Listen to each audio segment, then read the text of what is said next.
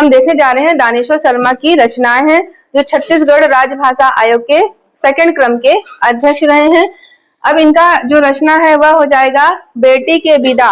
बेटी की विदा और किसकी रही है, बस इसी से याद रख लीजिए, श्याम दान, जो हम देख रहे थे श्याम दान विनय, अर्थात पहले राजभाषा आयोग के प्रथम अध्यक्ष श्यामलाल चतुर्वेदी, दूसरे अध्यक्ष दानेश्वर शर्मा और तीसरे अध्यक्ष विनय कुमार पाठक है। तो ये दोनों ने ही बेटी के विदा लिखा है, बेटी के विदा।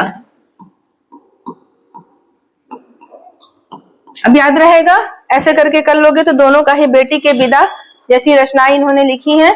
तो यहाँ पर भी जो दानेश्वर शर्मा है वह बेटी के विदा गीत लिखे हैं, जो छत्तीसगढ़ी गीत है।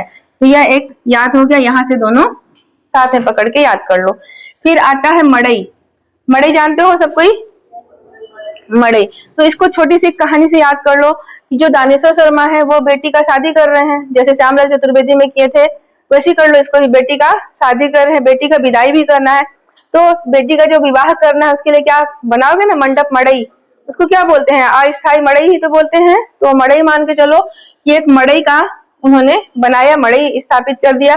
अब छत्तीसगढ़ के लोकगीत, अब मड़ई के नीचे क्या करते हो, लोकल भाषा में गाते हो, कुछ कुछ गाते हो ना छत्तीसगढ़ी भाषा में गीत, समधी गीत, वो गीत, क्या क्या गीत नहीं गाते हो, भड़ौनी गीत सब गाते हो, पढ़े हो ना विवाह गीत में, तो वो सब गाया जाता है।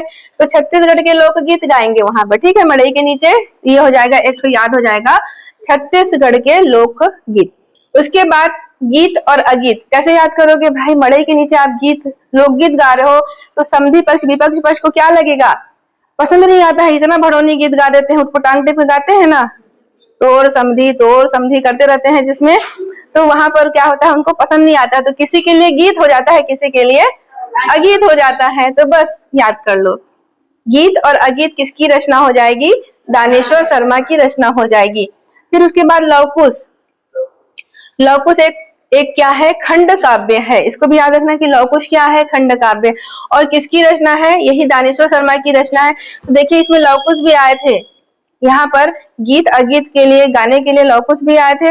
अब यहाँ पर क्या होगा कि अब बेटी का विदा हो रहा है, तो अब यहाँ पर लास्ट वाला बहुत इंपॉर्टेंट है, इसको भी याद रखिएगा, हर मौसम में छंद लिखूंगा। अब बेटी का विदा हो गया, अब पिता खाली हो गए, माता पिता खाली हो गए, पिता अकेले ही थे मान लो, खाली हो गए, बेटी का विदा भी हो गया। अब खाली क्या करे आदमी, तो बोलेंगे कि अब मैं प्रण करता हूं कि मैं हर मौसम में छंद लिखूंगा।